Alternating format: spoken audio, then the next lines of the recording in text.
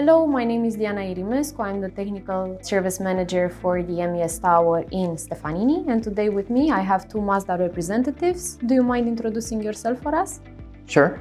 Hi there. My name is Bert Dillon and I'm Head of IT for Mazda Europe. Thank you. Hello, my name is Kurt Brackmans and I'm Services Manager for Mazda Europe.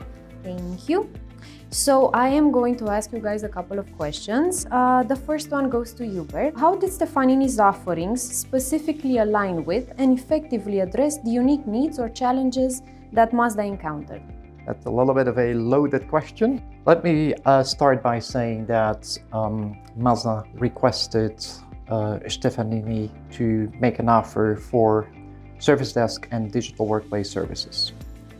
Now, that being said, Mazda obviously was very adamant and was looking for what I would say a value contribution from day one. And Stefanini really delivered against that expectation.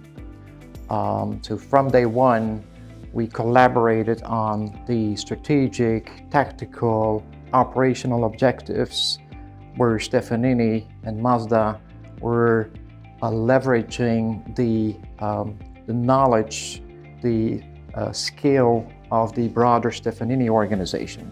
And this is really how the partnership really came into effect and was very efficient and came to fruition, so to speak. And this is important for us that Stefanini really took a very flexible position, right, and building the relationship in the way that Mazda was looking for. I appreciate that. Yeah, thank you so much. The second question is to you, Kurt. Can you provide a specific example of how the collaboration between Stefanini's teams and Mazda teams resulted in an improvement or resolution? Yes, so at one point we had a security issue where the exchange team brought something up. That triggered us in, okay, how can we search it out? How can we figure it out? What's going on? We brought in other teams from other MSPs, other strategic partners that we have.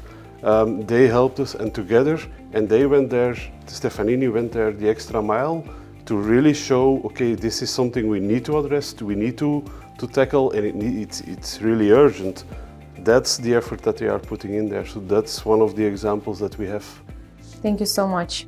Kurt, also, I have a question. How has the implementation of AI technology directly influenced or enhanced the outcomes of your partnership with Stefanini? Could you share a specific instance where AI made a notable difference? Yeah, so we're barely scratching the surface of AI now, and we're just starting. But within our ServiceNow environment, we have a chatbot which we enabled.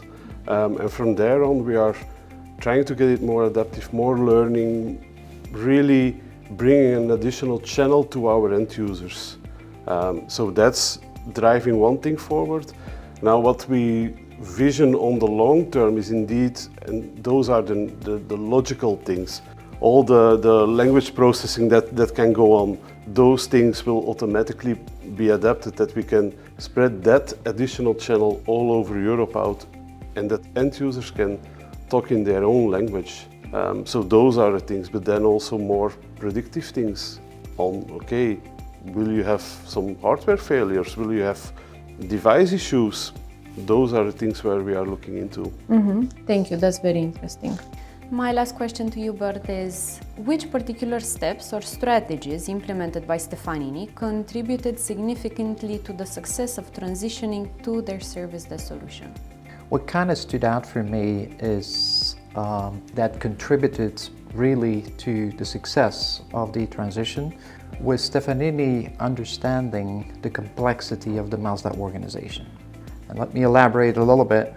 So it was of the utmost importance that we design a model that was suitable, right, to our needs and suitable to the type of organization and the complexity of organization that Mazda is. So designing a model with a remote technical support, with a local technical support for our major sites, right, was really key to its success. And that was really delivered, and from day one, it turned out to be a very successful model. I'm very happy to hear that. Thank you. Okay, as Mazda, how did you gain insights on what we needed in our organization, and how got you to learn our organization, and what actions did you take there?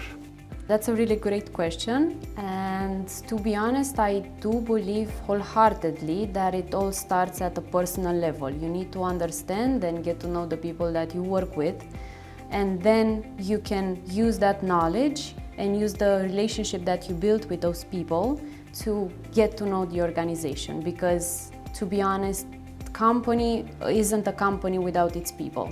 So from where I'm standing, I think we built a great partnership, and it all started with you, of course, and with your help. And that's what helped me build knowledge around who you are as an organization and your culture. And of course, we then applied all that knowledge with the tools and processes that we have in IT. We just used that, applied it to all the scenarios that we considered were great opportunities for improvement. And basically that was my strategy. Okay, thank you.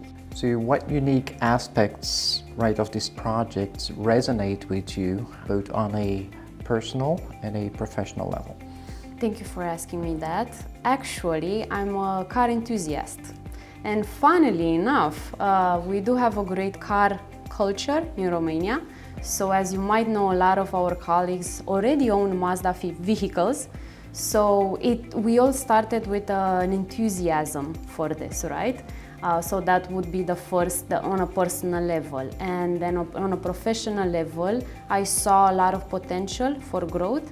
And also, it's been so nice to get to work with people who share the same values and the same ambitions for a business and also on a personal level.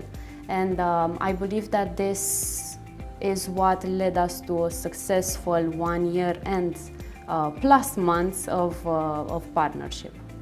Okay, great. Thank you very much. Thank you.